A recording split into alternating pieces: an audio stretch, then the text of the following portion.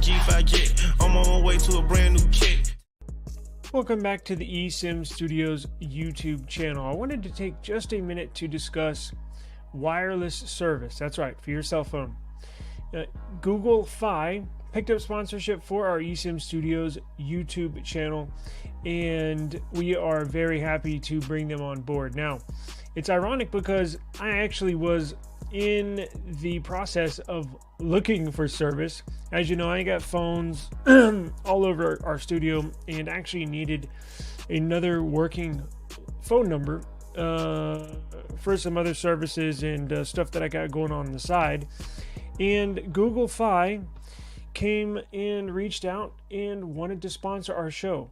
So I was like, well, sure, yeah, I mean, that sounds really cool. Like we will give you Google Fi service to test out and try it, so you can be a believer as well. And I've been running Google Fi. See where it says network, Google Fi. I've been running Google Fi on my new Samsung Galaxy S24 Plus. Been very, very happy with it. Very strong signal anywhere I go around town. Very, very fast download speeds. They have unlimited plans. They're flexible plans. They have unlimited plans, right? Best part is you can try their service 100% free, not one single cent, for 7 days. Yes, you get an eSIM to download. Simply download it on your phone and you're free to try it. Take it with you wherever you go, test the service, check your download speeds, all that good stuff. Call quality's been phenomenal. You can test that as well. Texting, all the texts go through.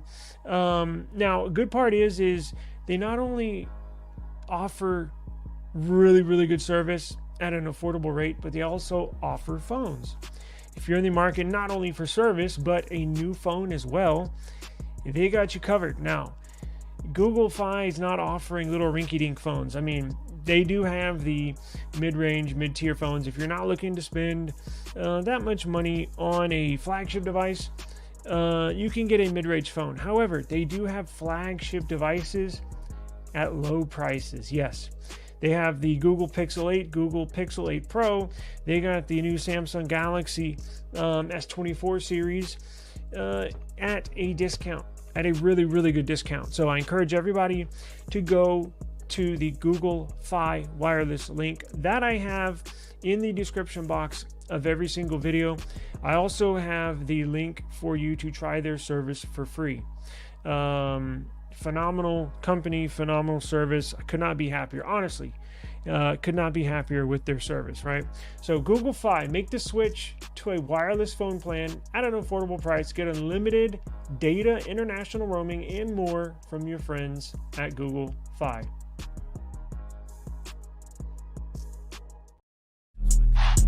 Yeah. Woo. I just need my space right now. Fresh off the G5 jet. I'm on my way to a brand new kit.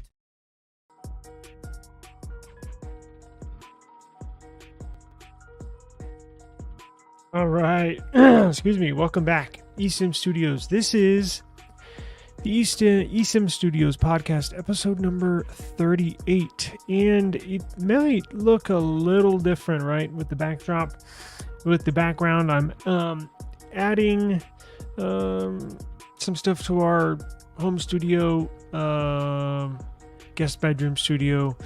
I added a desk here. So you see the desk here on your back right, on my back left. Check this out. You got an overhead camera for doing unboxings, which I just did too. And got another desk here, so I'm gonna put a monitor on the wall as well, so I can just simply rotate my chair and then boom, get work knocked out over there. So before I had to do this and do that, so I'm gonna add, I have a whole nother box of tiles that I'm gonna fill this wall, so it's not gonna look half done. It'll look completed. So let me make sure my volume's good. Volume's good. All right, let's jump right into it. We got a lot of viewers here. So check this out. We have big time Pixel news. Started this put this live stream off. I was going to do it yesterday and put it off for today. Now, it appears we got a lot of news in just the last 12 hours, right? Let me change the overlay.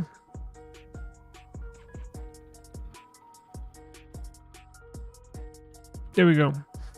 Okay, so if you have a Google Pixel, this jumped. I had a news article that I was going to put, news story that I was going to do. You know, I got a few slots. Very most important topic and or news item goes to the very top, and so on, right? But this news jumped smack dab right at #1 spot. So let's get into it. Google Pixel. Let me share the screen here. We got the big March update this morning. Even though they did away with their quote-unquote update schedule, where it was the first Monday of every month, they would put the update out. Now, they sort of backed off of that guarantee. But it looks like since they've backed off of it, they're right back to schedule. So let's share the screen and we will jump into the just for your information, we do have big Pixel news. I have Apple Ring news. You know, Samsung's in development. They're about to release their Samsung Galaxy Ring. Well, Apple's got something up their sleeve too. Another Google Pixel. Well, I guess it's available for all devices, but a Google app that can come in very, very handy, especially if you have children, especially if you're in school doing homework. I got something for you you're not going to want to miss. And then if we can get to it, I have a couple other articles too. That free education, how about that? So that's tech related, obviously. So let's go ahead and jump into it, right? So we have the Google Pixel. Please check your device for an update. Now, if you have a Pixel running the beta software, it's not going to be available as of yet. The betas, the devices that are running beta software usually take, I would say a few more days, maybe 5 more days to push the update to. But if you're running stock firmware, you're not on the beta program, check your Pixel and you should have the big March update. Actually, let me check mine right now just to be sure. Let's see. Update. Nope, mine's still on February. And that's because I am on the beta software. So, but that's a very, very small percentage of people, right? Now, this update will be for all Pixels from the 8 Pro in the 8 all the way down to Pixel 5a. So if you have the Pixel 5a, it basically encompasses, I'm assuming, 90-something% of people out there, right? So here's a good article that breaks down everything that. Now we'll get into the feature drop. This big update also includes a feature drop. What is a feature drop? A feature drop is a number of features, that your Pixel will do now. They release a feature drop, these new set of features every quarter. So you're not getting new features every month, but typically every few months you'll get a nice new set of features that they've been working on the beta software. That's why I download this, because you get all the features first before everybody else. So, as I mentioned, this encompasses Pixel 5a all the way up to the Pixel 8 Pro and Pixel Fold and Pixel Tablet. Now, you have app, and we'll jump into the details shortly, but you have app updates, app fixes. You have assistant fixes, bug fixes. You have biometric fixes. You have Bluetooth, camera, graphics, display. So this is a framework, media, sensors. So this is a very important update. Look at all this other stuff. System updates, telephone updates, user interface updates. My God, it's a lot. Wi-Fi got improvement. Let's jump into this one. Check this out. I'm going to link all this in the description box below, right? So everybody can check out. So with this March update, Pixel phones get the next gen call screening and more in this month's feature drop. So the next gen call screening is basically the call screening that all Pixel users have loved right throughout the years. This definitely adds to it, throws in some more features. So let's jump into it, right? Let's see. So let's start off with Instagram sharing. For those of you that are on and or use Instagram, the first two highlights of this feature drop have to do with Instagram and the Instagram sharing feature, which could be a welcoming news if you frequently use the app, right? Once your phone is done running this upgrade and you have the latest Instagram application, Pixel owners will be able to share 10-bit, check this out, 10-bit HDR videos to Instagram Reels, as well as upload and share Ultra HDR photos on the service.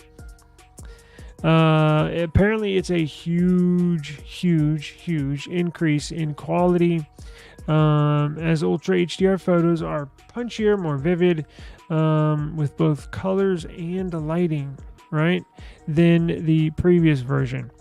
So this will get it up along the lines of performance when it comes to photo sharing, video sharing, and or video viewing while on Instagram.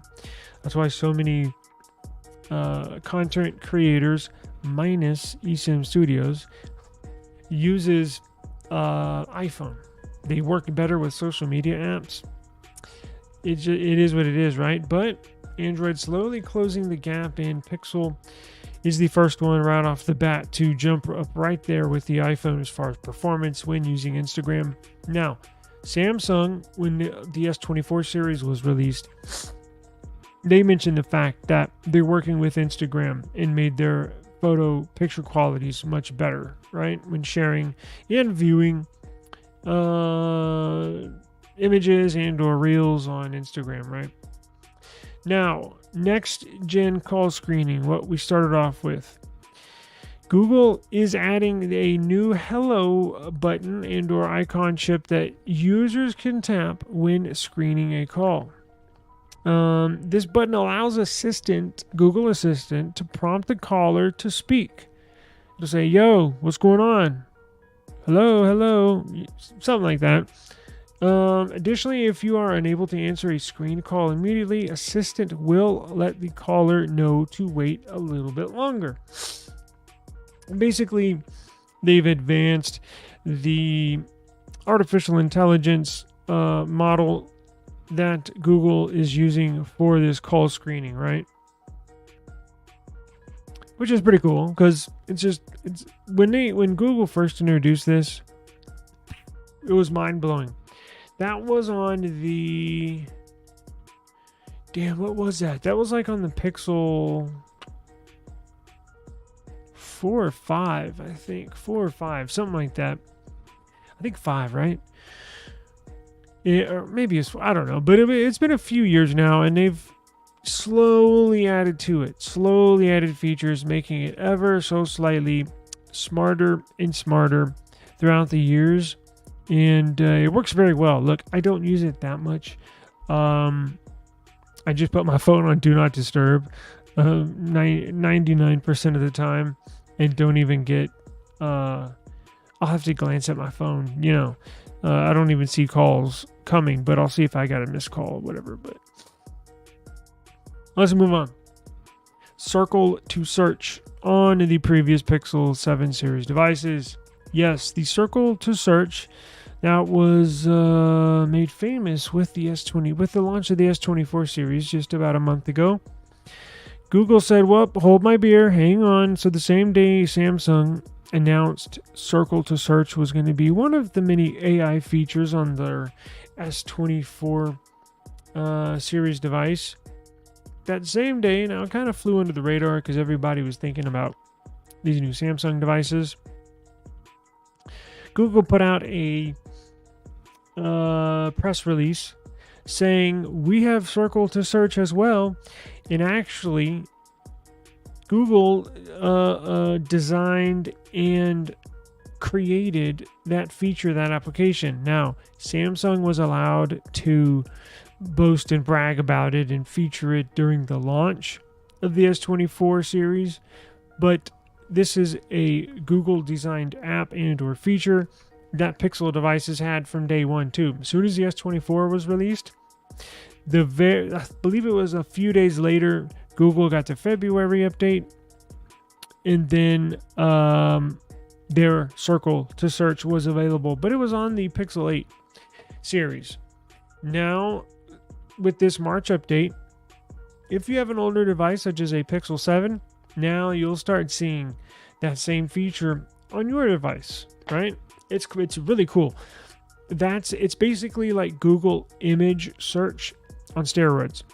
So now on anything your device is showing, whether even text, right? Even headlines, anything that's showing on your display, you can basically long press the display, and then that'll activate circle to search. So say I see a picture of somebody wearing brand new Jordans, and I like those. A video or YouTube video, right? And I see them like, whoa, those are really cool. I wonder where those are, how I can get them, how much they are. All you got to do is pause the video, activate your circle to search, circle those Jordans, and then Google will search the entire internet for anything and everything to do with those specific shoes. So everything you get in a typical Google search results will pop up, right? Regardless if it's shoes, if it's a phone, if it's a mouse, a keyboard, anything, it will, the hell is that? It'll pop up with the results. So like I said, it's basically Google image search on steroids. I have no idea. I've never heard that noise before in my life. Huh. Oh, okay. It's all right.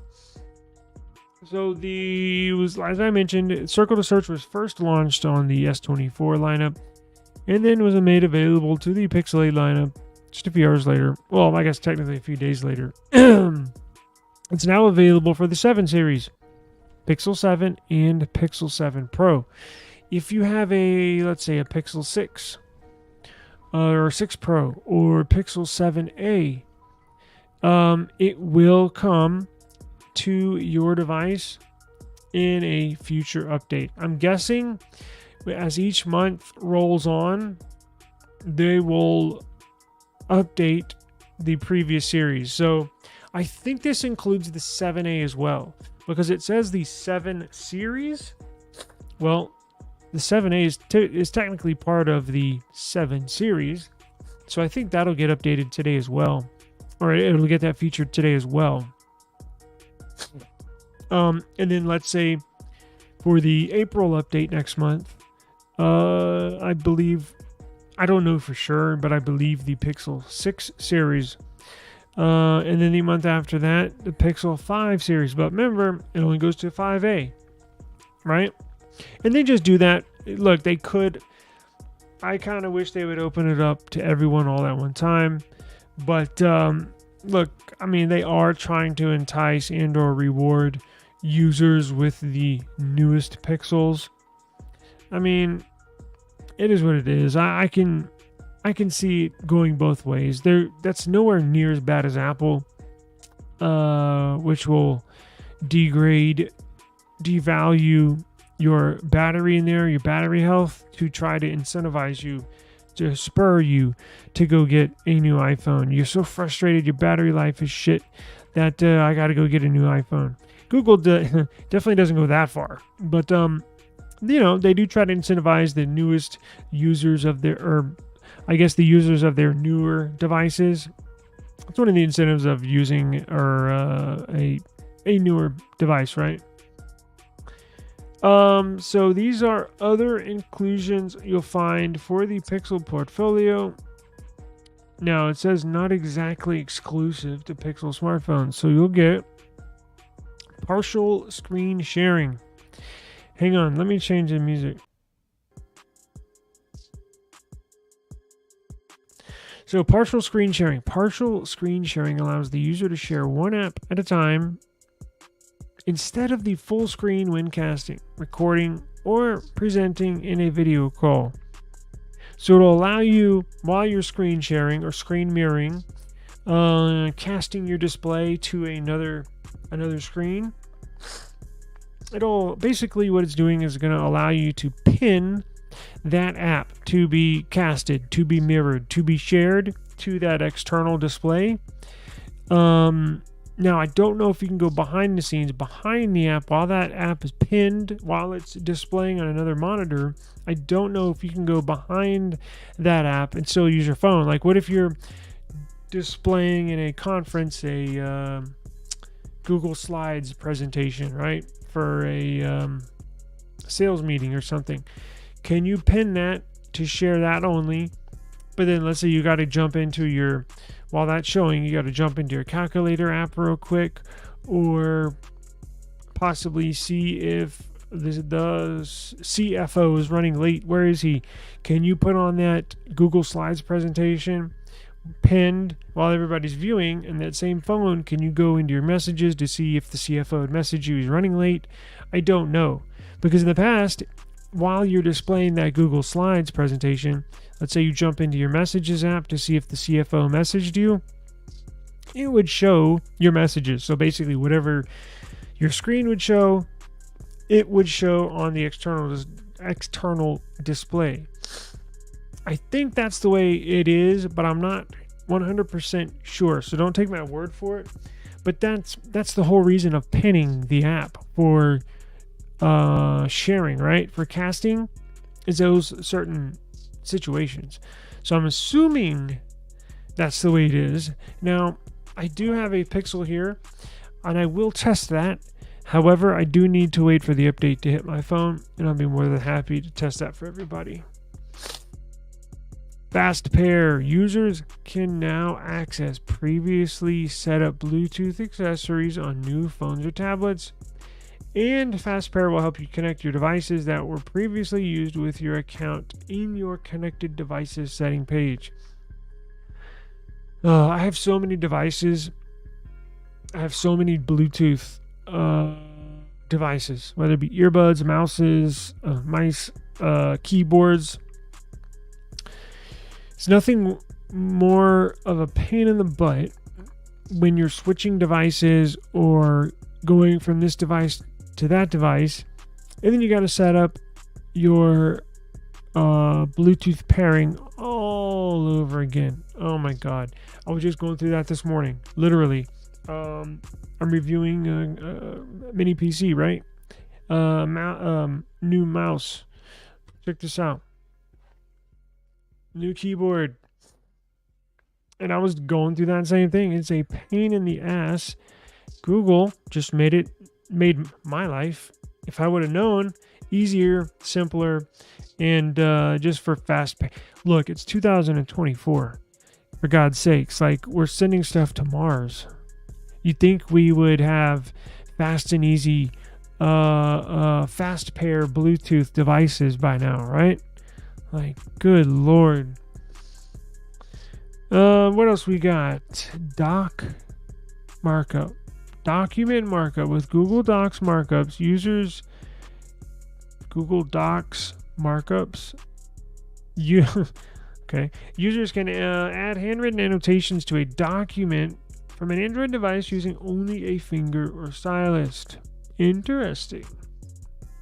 That's been a hallmark. That's been available on Samsung devices. I'm actually honestly, I'm kind of surprised that Pixel hadn't had that by now, but it is what it is, right?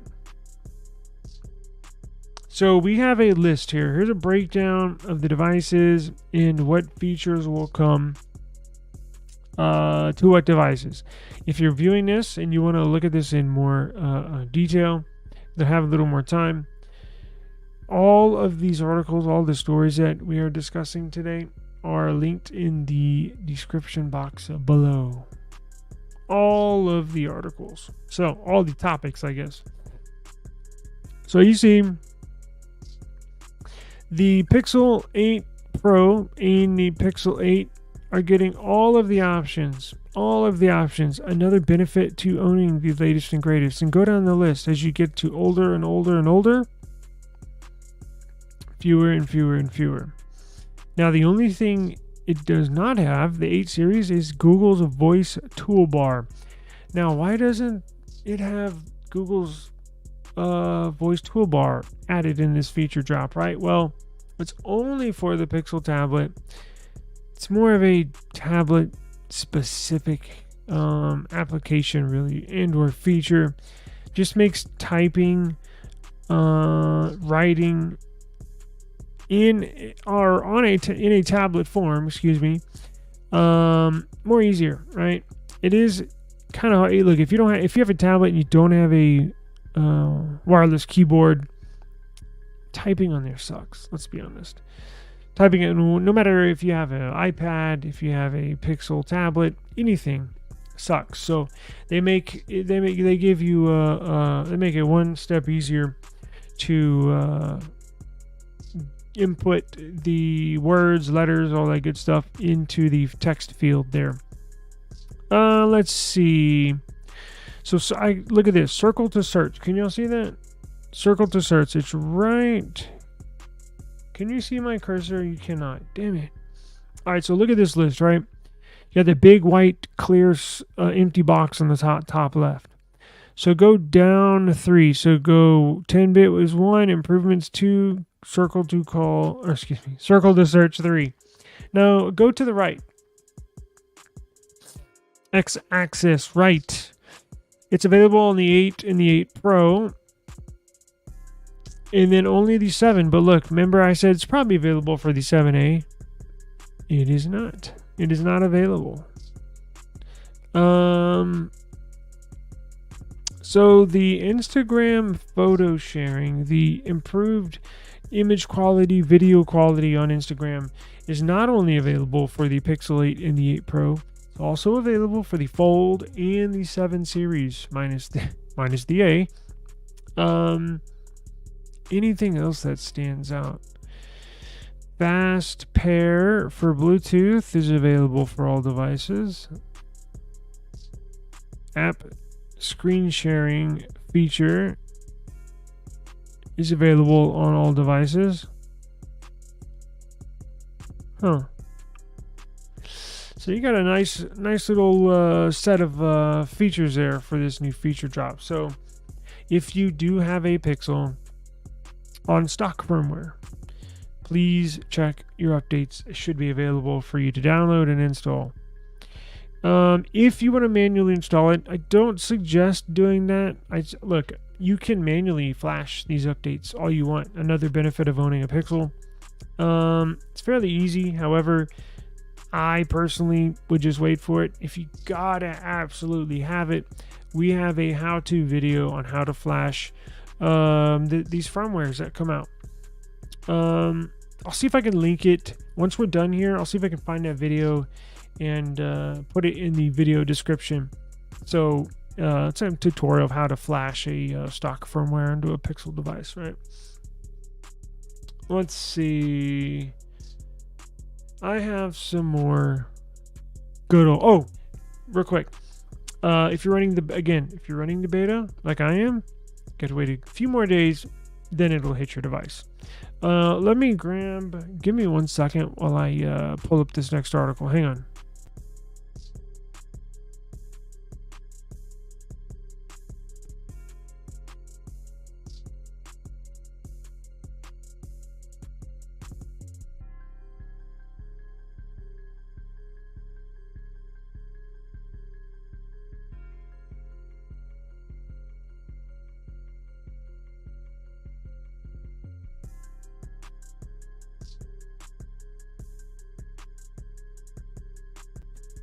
Okay, I'm back. Y'all are gonna love this next feature. If, excuse me, you're gonna love this next application if you are a parent, if you have a child that's in school, if you are in school, in college, in high school. You're gonna want to download this next app. Now, I'm gonna do an app review. It's been a while since I've done an app review. I'm going to do an app review on this specific app probably tomorrow, so I should upload it the next day or two. Check this out. So the news, well, I guess not news, but I got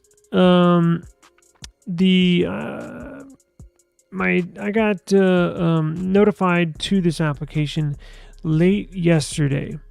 And I was like, well, I know there's already, so this new app allows or uses AI to solve math problems, right? So I was like, well, I mean, what's the big deal? I know there's applications where it'll do that as well, right? You can type in a math problem and it'll give you the answer. This does that and some, and a lot more actually. So it's funny because a lot of the features that are coming out, a lot of applications that are coming out, a lot of the AI stuff that's being released is stuff that we've already had. This is a perfect example. It's just taking the stuff that we already had and basically infusing it, pumping it with steroids, making it, way better. So this is not a new earth-shattering, groundbreaking, feature or something we just stumbled upon. These math, this app that's geared towards solving math problems, again, is not new. But what Google does, how it infuses the artificial intelligence, basically takes the old method, pumps it full of steroids, and makes it way better. Because check it out. I first caught the wind of this basically yesterday evening, right before my daughter was going to do her math homework, I swear. And I was like, as soon as she started math, I was like, holy shit, I forgot about that app. So this is very cool, right? Good afternoon to you, sir. Thank you for joining us. Sorry. So what this will do is it's produced, it's developed, it's engineered by Google. And obviously, as you know, they have some of the best AI in the world. So how this is different is a lot of the normal apps that you have on whatever app store you can either type it in, typically most of them, you write in the math problem and it gives you the answer. Kind of like calculator, right? Or some of them, you can take a photo of it. That was the Math app 1.0 where you write basically like a calculator, but this would do more in-depth stuff. I'm talking about the older versions. And then like 2.0, that was been out for a few years. You could take a picture of a math problem and it would solve it for you. Well, this new one, Photomath by Google, is like not even 3.0. It's probably like 4.0, because what it does, yes, it ultimately solves the math problem, but it shows how to do it. And if there's multiple ways to solve the math problem, it will show you every single way possible to solve that math problem, to get to the final answer. It's very cool. Google's latest app, Photomath, is a new addition to its lineup of AI-powered productivity tools, simplifying the process of tackling math problems. Photomath allows users to solve a range of math problems by simply snapping a picture of the equation, and then it provides a step-by-step explanation of how to get the answer.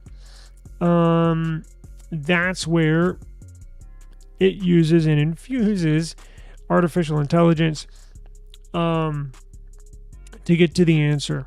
So it not only just, because look, on the old method, it basically just gives you the answer, which a lot of teachers now, if you have kids in school, if you've just recently been through school, they're not satisfied with just the answer. They want to know how you got to that answer.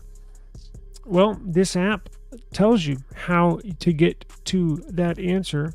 And again, if there's multiple ways, you can select. It'll show you the multiple ways, and you can select the one of the ways, and it'll go in depth on how to step by step on how to get the answer. So it kind of educates as it cheats. I know if I was in school or if I was younger, this would be my app number one, because damn, I hated math. But this is something that I would use big time. And I'll do an app review of this. I'll probably film it probably tomorrow and get it out the next day or two. Now, something that I was not aware of, because I downloaded it and it was free, it didn't say anything about subscription. It says the app also offers a subscription option called Photomath Plus, priced at $9 a month or $69 annually. I think since this app is new, they're letting users basically use it for free. And then maybe they'll introduce, because I downloaded it and used it last night, and it didn't say anything about a subscription fee. And he says I've used this same Photomath app for years without AI features, but did Google acquire them? They had to have acquired them. That's news to me. I had no idea. Of course, I've been out of school for years, and helping my daughter,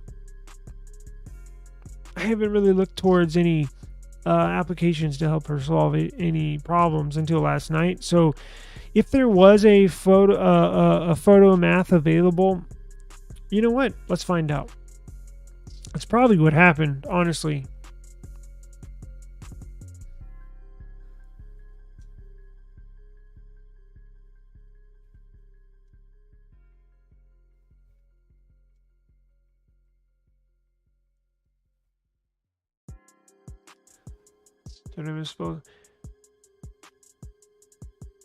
Yeah, that's what it looks like.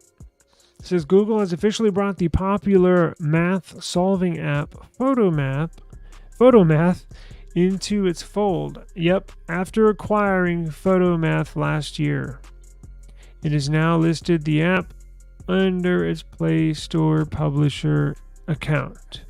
So yes, this appears to be the same company, same developers that they were used to using, that everybody, minus myself, was used to using. And it looks like Google simply acquired that application and infused its AI into the code, into the app, and now is publishing the app with Google being the developer, right? It says LLC. Google LLC there in the pictures. So yeah, it's definitely a Google app now. Okay, well that makes sense. Well, then this was probably the one I was referencing in the 2.0, where you could take a picture and it would solve it. There you go. But check it out. If you got little ones that are in school, even a niece or nephew or grandchild, or even you, right? If you're in college, download this. It's really cool. I tested it out last night, and I actually enjoyed using it. So I just thought I'd bring it to everybody's attention, because it really, can really help you. And again, it doesn't necessarily just give you the answer. It will tell you how it got to the answer, right? And that's kind of what a teacher's supposed to do. So I think I think they're trying to not blur the lines, but basically cheating or just giving you an answer, when nowadays most all teachers want to see how you got that answer. This app will help you with that. It says Photomath gives users the power to crack a variety of math problems, whether they're dealing with trigonometry or calculus. All you have to do is snap a picture of the equation. Photomath provides step-by-step explanations and solving methods. You can also upload files of your math assignments. Damn, that's crazy. It's a game changer for students and parents who often check their kids' homework. Yes, definitely a game changer. I'll review it tomorrow. So here's a little example. So they took a picture here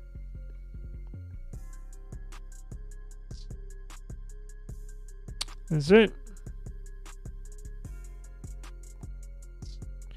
Hey, was the if you've had the previous version, Auntie, was it free or was there a subscription fee? Because in here it's saying that they're going to introduce a subscription fee of $6, anywhere from $6 to $69.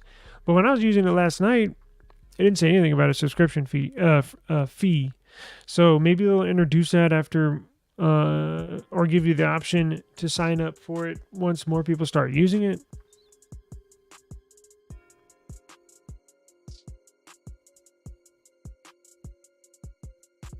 Well, I didn't really give us much of an example.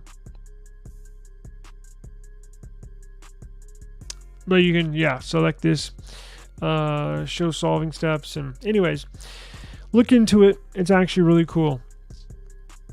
All right, so we've discussed the Apple Ring. We've discussed the Samsung Ring, right? Samsung's on the verge of announcing or launching their first version of the Samsung Galaxy Ring. It's essentially a health tracker, right? That's on your hand. Well, apparently Apple has been working on one as well. And there's been some news, some rumors of what it could look like, what it could offer, the sensors that are that will be on this ring, and we now got a little bit of information in regards to how Apple plans on integrating it with other Apple products. Because Apple is apparently going to have this paired and working with the new Vision Pro. They filed for a patent that shows a number of different possibilities for the Apple Ring when it's paired to the Apple Vision Pro. Now, this looks cool, but I doubt it will look like that. That's just a mock-up. But that does look cool, all right? It's all black, and it has that classic Apple logo right there. Let's see. So a new patent spotted by Apple Insider outlines how sensors could be worn on the fingers for better hand detection in headsets like the Vision Pro. And a couple of these examples included the Apple Ring. Let's see. Electronic equipment such as computers and head-mounted display systems are sometimes controlled using input-output devices such as gloves. Reads the patent. And the patent was titled Finger-Mounted Device with Sensors and Haptics. It says gloves would definitely have their drawback. Device that would have to be for certain situations, maybe playing a game. Let's see, maybe typing for a virtual keyboard. Let's see. So that's the generic Apple Ring that's going to have some sort of sensor on it. Now, we'll go to the patent here in just a second.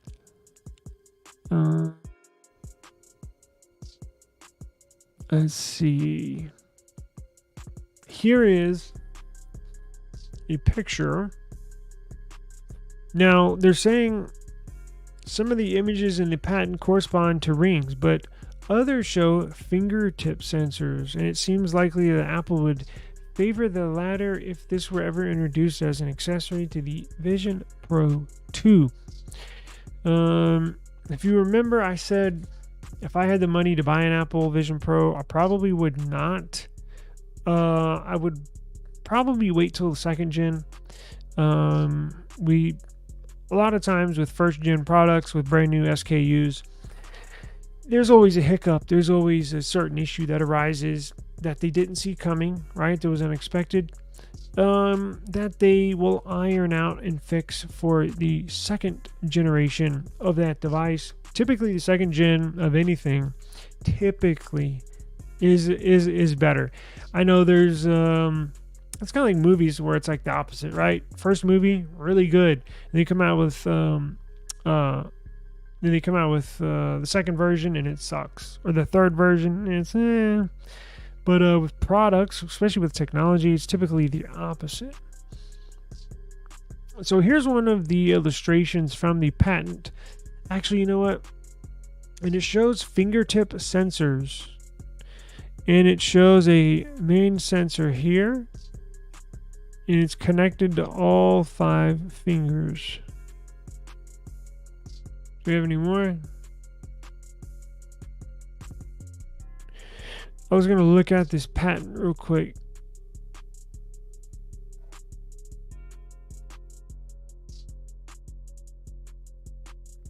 Okay, so how long is this? Because some of these are pretty long. 27 pages. So if you're not familiar, this is what a patent application looks like. A bunch of legal jargon, a bunch of numbers, a bunch of crap.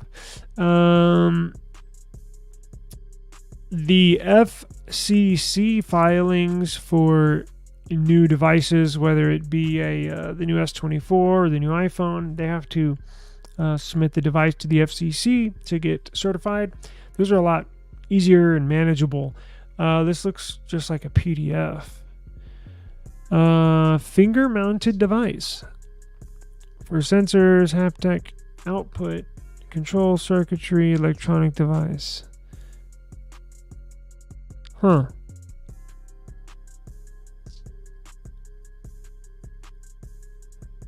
Interesting.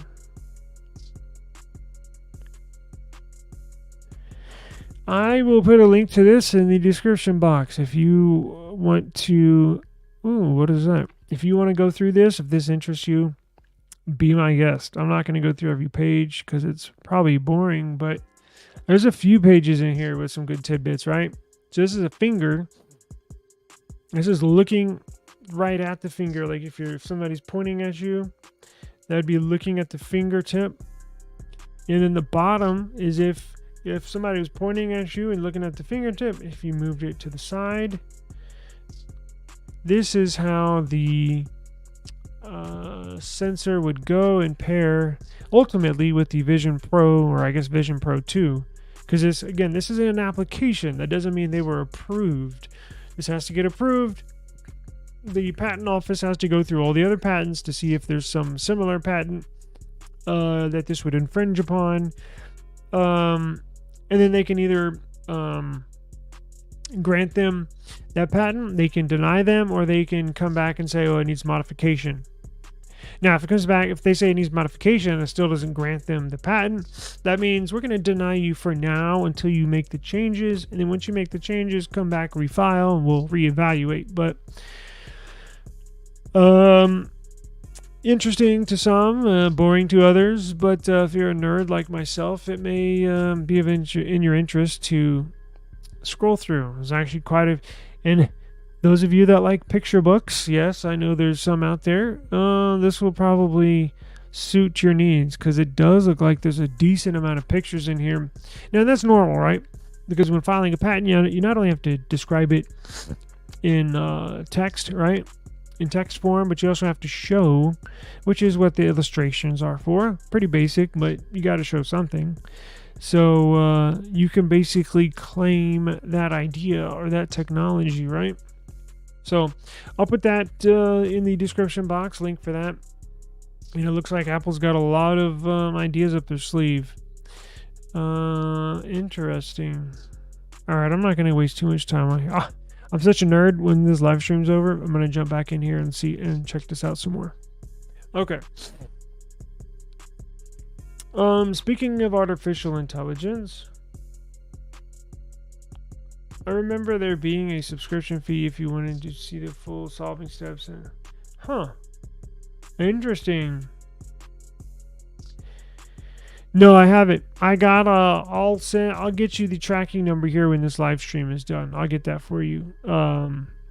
we moved my mom into a rehab center this weekend. So, but I do have it, and I will get you a label, and I will email you the tracking number. No problem.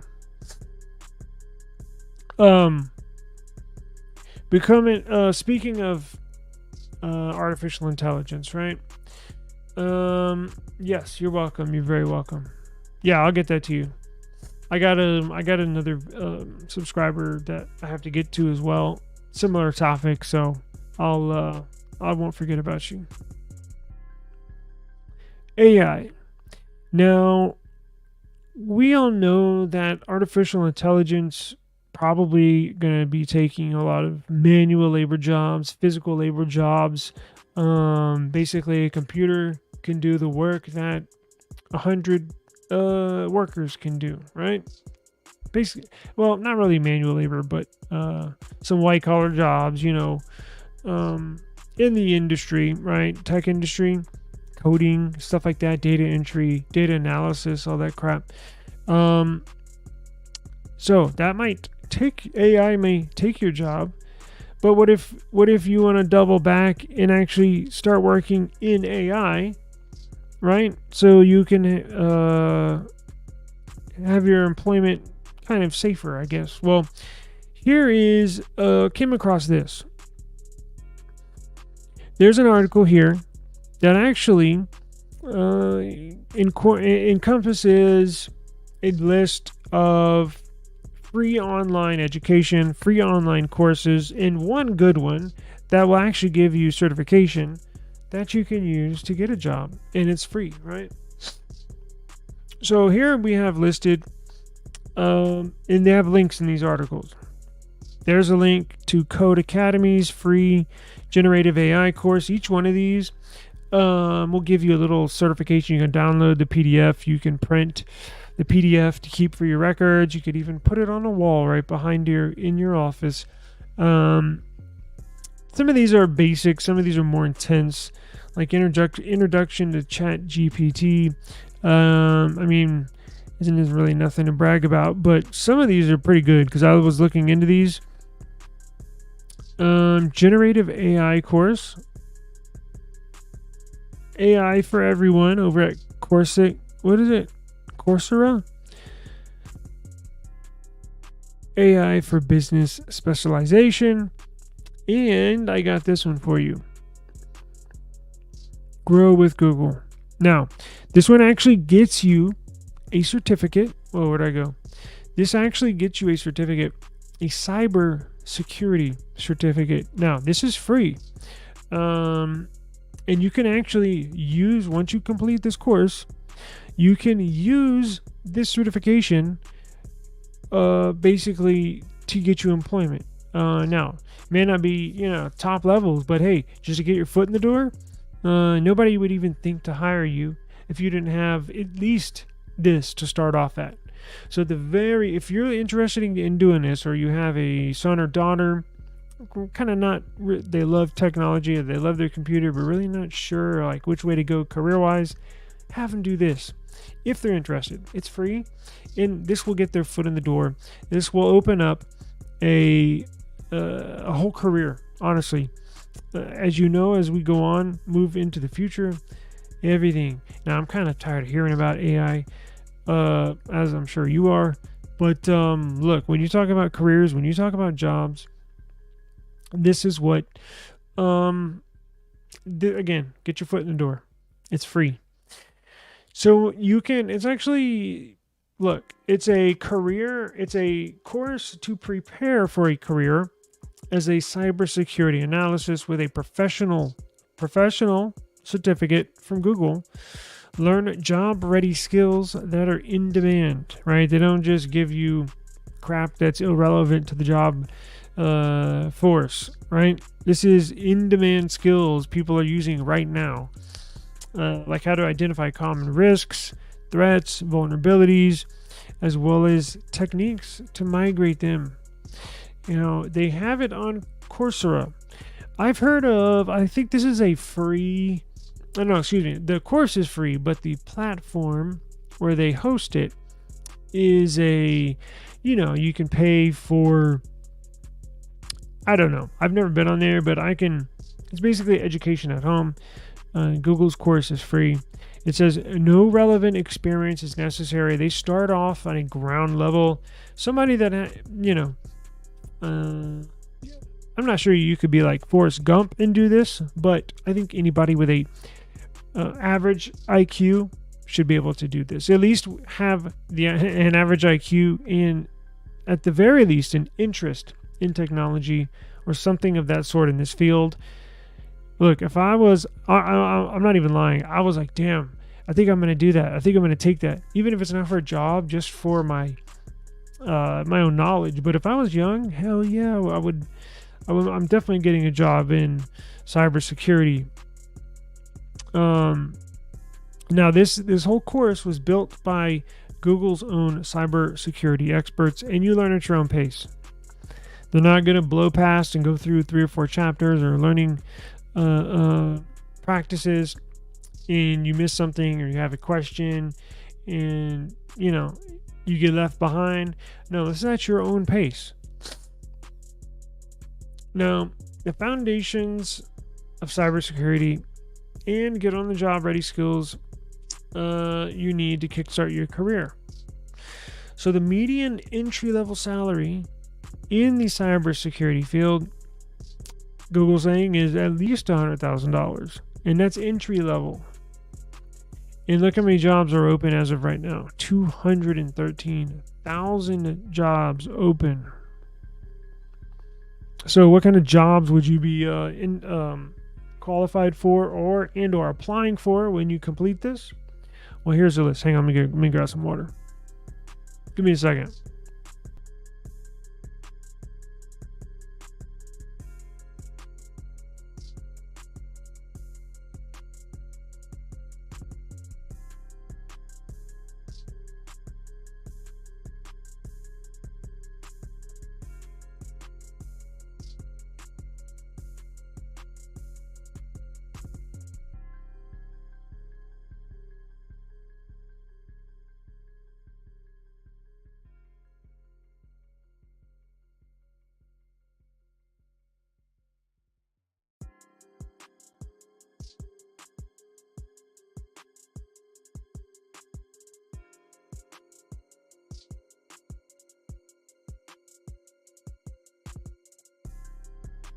Okay, I'm back.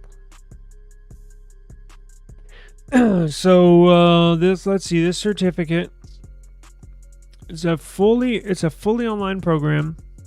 Provides the skills you need for an entry-level job in cybersecurity, even if you don't have prior experience. That's what I was saying. I think anybody with an average IQ could not easily, you got to work at it like anything else, but it's obtainable. And I would think in at least a little interest in computers, technology, something of the sort would obviously help as well. You'll use industry standard tools like Python, Linux, SQL, security information, and event management, SIEM tools, and intrusion detection systems. You'll learn programming for cybersecurity attacks, frameworks and controls that inform security operations, using security information and event management tools, detecting and responding to incidences, using an intrusion detection system, and performing packet capture and analysis. Now, I'm not going to go through every single thing of this, but you get the idea. If you're interested, please see the link in the description box. I will label it Grow with Google or free Google cybersecurity course or something of the sort. But it'll be that it's free. So at least sign up and try it out, right? It's free. Look, even if you're my age in your 40s or you're 40 years old, right? If you want to make a switch, career switch, here you go. It's literally right in front of you. Now, like I said, it's going to take work. Look, it says completion times 3 to 6 months. So it's not overnight. You're not going to get a new job tomorrow, but 3 to 6 months goes quick. So fast. So, if you're looking for a career change, if you're looking for something new, if you're interested in tech, which I'm sure you are, that's why you're watching the channel, here you go, 100% free. And I think that's a fantastic way to even spark I'm sure you can find a part-time job, right? And still work part-time at another job. And the possibilities are endless, right?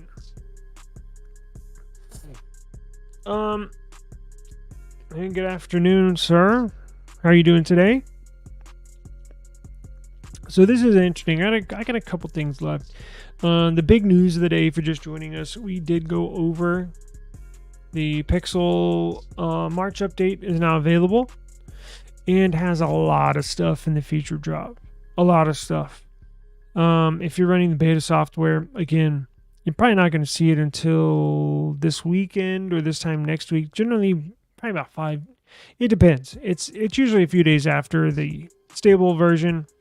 The beta users will get their March update. But it did have stuff for Instagram sharing, better photos when you take and share on Instagram, better videos. You have the next gen call screen. You have circle to search on the Pixel 7 series now.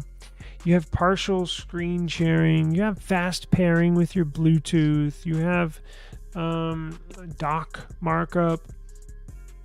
A bunch of plus over 30 bugs that were squashed and fixed outside of the feature drop, right? 30.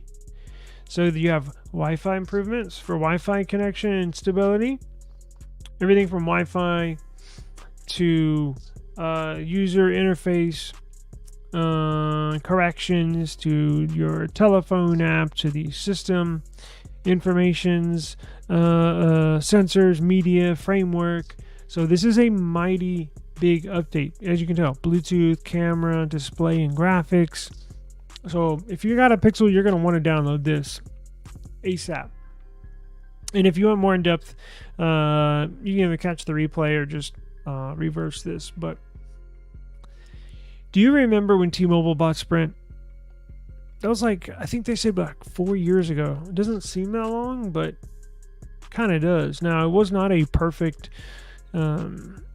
acquisition for T-Mobile. There was a bunch of, this took forever. It took T-Mobile, I want to say over a year, negotiating with the SEC, negotiating with the government, or in the FCC. I didn't share the screen, to get this done. So there was a lot of negotiating. So when it's kind of a niche, this, we're not buying another company out, but this specific case where in the wireless field. So basically what happened is T-Mobile wanted to buy Sprint, right? It sounds pretty easy, but where the negotiations happened, where the back and forth between T-Mobile, Sprint, and the government were taking place, is that it wasn't just Sprint. Sprint owned and operated a number of MVNOs, like the prepaid carriers, right? Like Boost Mobile. Who else? I can't remember right now, but Sprint owned Boost and then a couple other smaller wireless carriers that was under the Sprint umbrella, and then would use the Sprint spectrum and or towers for carrier services, right? So one of the stipulations of the deal was that, yes, T-Mobile was going to buy Sprint, they would approve it, but they didn't want T-Mobile to then own not only Sprint, but all of the smaller carriers underneath, because that's a big acquisition. They're trying to the government's trying to stop a potential monopoly for the future. So if T-Mobile buys Sprint, then they would own all the other little ones down there as well. Well, part of the deal was when Sprint was going to get acquired by T-Mobile, they would have to sell their MVNOs, the smaller carriers. So when that sale happened, out of nowhere, because when the sale happened, we were initially thinking Amazon was going to buy Boost Mobile. And Amazon, because they've they've been poking around in the wireless industry. They've been looking to purchase a wireless carrier and basically rebrand it as Amazon Wireless, right? They were in negotiations with Sprint to buy Boost Mobile. And it makes sense, right? Because Amazon sells phones now. You can buy unlocked phones. Amazon being a company that would not only sell phones, unlocked phones, but then they would sell you a phone with Amazon Wireless. Well, that fell through. And out of nowhere, I remember that day I saw this, Dish Network purchased Boost Mobile. And I was like, Dish Network? What the hell? Like, what did they have?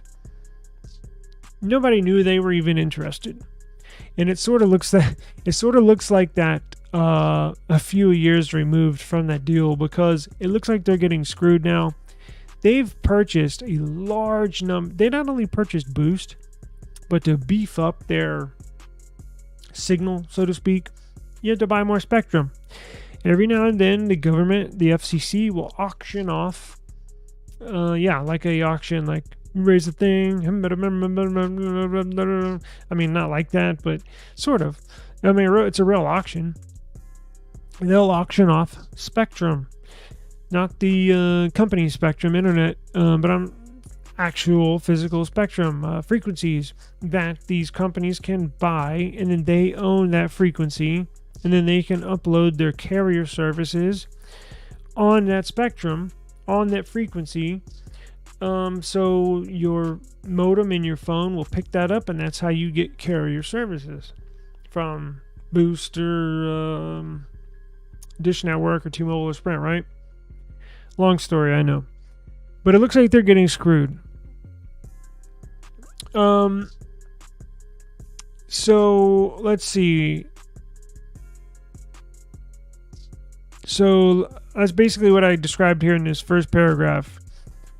Dish was granted to buy Boost, but also the 13.5 megahertz of low-band 800 megahertz spectrum to upload their services on. The option was given to Dish as part of the agreement to buy, part of the agreement that T-Mobile made with the FCC in order to get the regulatory agency to sign off on the wireless provider's acquisition of Sprint.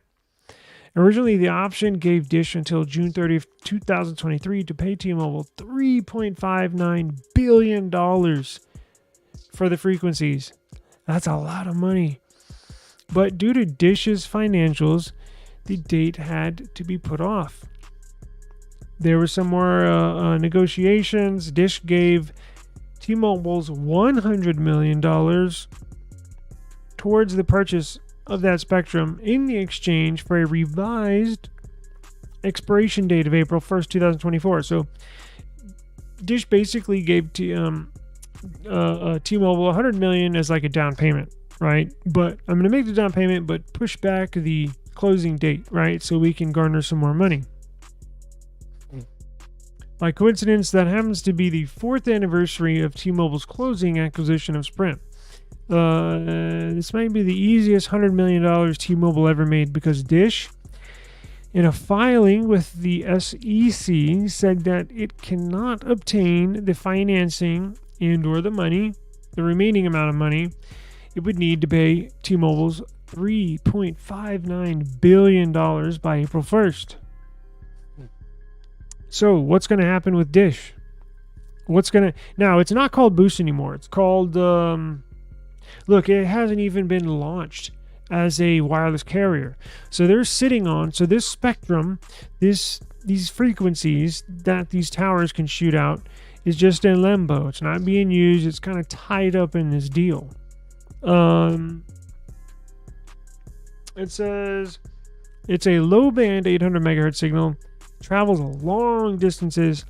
The amount of spectrum covered by the option was not enough to allow Dish to add extra capacity or provide additional services. Well, that sounds like a bad deal. The recently combined EchoStar Dish Network warned in the FCC filing that there is substantial doubt that the company can continue as a growing concern. Well, it sounds like Dish is going to fold their wireless division and what's going to happen to that spectrum, because that was part of the deal in the Sprint merger. I have no idea. Government's probably what's going to happen is government is going to auction that off, right? Dish Network's going to default on that acquisition, on that payment, and they are going to again auction off that spectrum to any wireless provider that wants to buy it. It'll go way more than $3.59 billion to whoever wants it. Verizon, AT&T. I don't think T-Mobile is eligible to get that spectrum back because they had to sell it to acquire Sprint.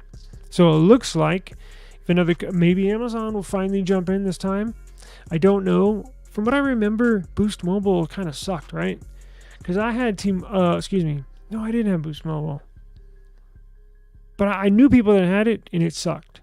So I would stay away from it unless there's some better upgraded spectrum of that low band 800 megahertz. So interesting deal.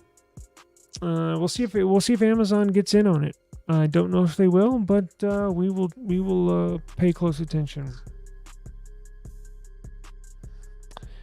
Well, I don't think I have anything else. That's probably it. Let me see if anything happened in the last hour or so. I have no idea, but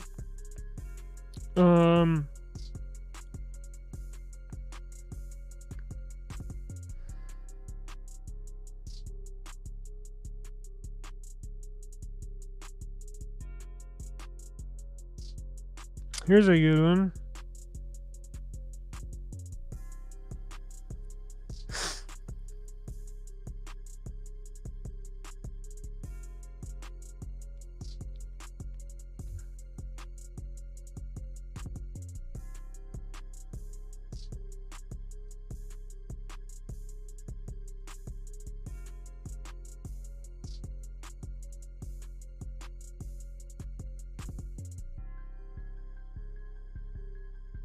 Wow, I wasn't even typing.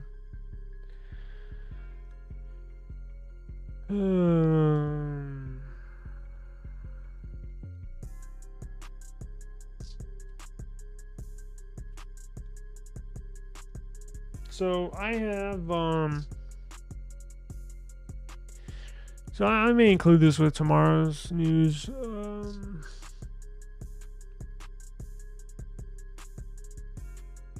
Apple's getting sued over iCloud and cloud storage. I may use that tomorrow because I'll probably end the live, but check this out. I have I'm doing reviews. I'm doing unboxing and reviews. These two new devices. There's a combo Logitech Pebble 2 mouse keyboard. Did a review, unboxing, pairing a video that I'm going to upload. And then I have a new mini PC. I have the Firebat, they just call it a Firebat mini PC. Check this out. I'm gonna upload here in a second. Watch.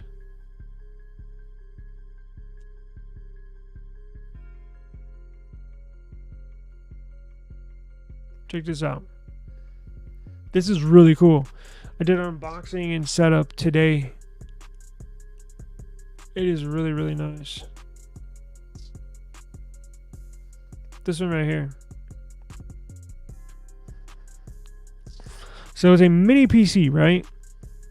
It has it's small and it's white, which I like because it matches with my white setup, right? It's got a very powerful AMD Ryzen 7 7840HS. If you're not familiar with up to date with CPUs, it's very powerful. It's not the fastest, but it's up there. It's definitely up there. They got the new gens rolling out right now, but for the price, it's a really good deal. It has 16 gigs of RAM. I'm gonna put 32 in there. It's got Thunderbolt 4 Type-C connections. It can power 3 displays, all at 4K. It's pretty badass. Has integrated AMD Radeon 780M graphics. Windows 11, Wi-Fi 6, Bluetooth, and look, you can even apply that 50.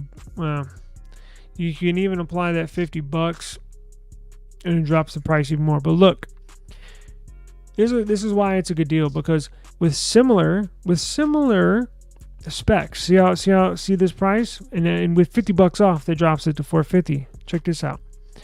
Look up here. If you compare other mini PCs with that same processor, with that Ryzen 7 7840, if you compare other mini PCs with the same specs, look at their prices. So look up above. You see where that green B-Link mini PC is? Same Ryzen 7 7840HS CPU. Look at their price. It's about double. And you'll see that among, there's a bunch of, now they sent it in for a review, and so far I love it. So far it's freaking awesome. I'll upload the unboxing and the pairing or setting up, right? And this one does not have malware, unlike Ace Magician. That pre-installs crap, and I had that on my mind. I wasn't going to say anything, but as soon as I turned it on, I think I did. I went through all the file system, everything. There's no extensions in Chrome. There's none of that stuff that the Ace Magician does. So far so good. I really love it, and it's for the price. Again, I'm telling you, this is probably the most powerful. And it's a beast. It'll run the AAA games. Of course, I don't game, and there's only a couple YouTube videos on it. In one of them, they do show they're playing all the latest and greatest games for the price. This is the most powerful mini PC you can get for the price. It just is. That's just a fact. Again, you can do all the comparing. All the other PCs with that same CPU and specs are probably just under double. So, yeah, it's cool. It's really cool. I have another one here, Minisforum, which is a more popular, more well-known brand. They've been selling mini PCs for years. They sent one over, and I've been testing it now for a few weeks, and they're like, I need to put the review out, so I'm gonna record that here shortly. But I love mini PCs, man. I don't know why, and I haven't really incorporated it on the channel because I know we geared more towards phone stuff. But I wanted to get a couple of them out. But okay, so here's what I'm gonna do. I'm gonna send you pictures of the. I'll let you pick out a case. I'm gonna end the live. I don't have any other stories, and I gotta go. But I'm gonna let you pick between whatever case you want, and then I'm gonna get Bama Fan his charger, and I will put out I'll email Bama Fan tracking and all that good stuff. I'll get it out today. I'll get both of those out today. I gotta get off so I can go to the UPS store. They close in an hour, so. Appreciate the time. I'm gonna upload this video unboxing and pairing of this, and as always, I will see y'all tomorrow. I really appreciate the time. Please have a enjoyable and safe afternoon. And yeah, I haven't either. It's a new brand, and that's why I was kind of skeptical. It's a new brand because look, if you Google them. Yeah, appreciate it. You too. Real quick, if you Google them, not much comes up. And that's why I was a little skeptical at first, right? But it appears everything's a-okay. So, and again, well, I'm going to put out another video probably in a couple weeks just to keep everybody updated, with how everything's been going. But they're a new company. So, yeah, I haven't heard of them either. But now look, they got some cheaper stuff too. Check this out real quick. They have last year's it's not last year's. It's a 7735, which is it's like the same processor, just a little trimmed down. But look, now this plays games too, right? AAA games, but not as high of a frame rate as the upgraded CPU. But this is still a beast of a CPU. 7735. That's what the Miniform that I have here down on my side has a Ryzen 7 7735. 16 gigs of DDR5 RAM. That's the latest and greatest. So they have some here that are well under the price that this one's at, right? So you can get a nice good one for $350. They got a few different to choose from, but I'll upload that and y'all be on the lookout, and I'll get with you guys behind the scenes. So thank you, and as always, I appreciate it, and I'll see y'all tomorrow. Peace.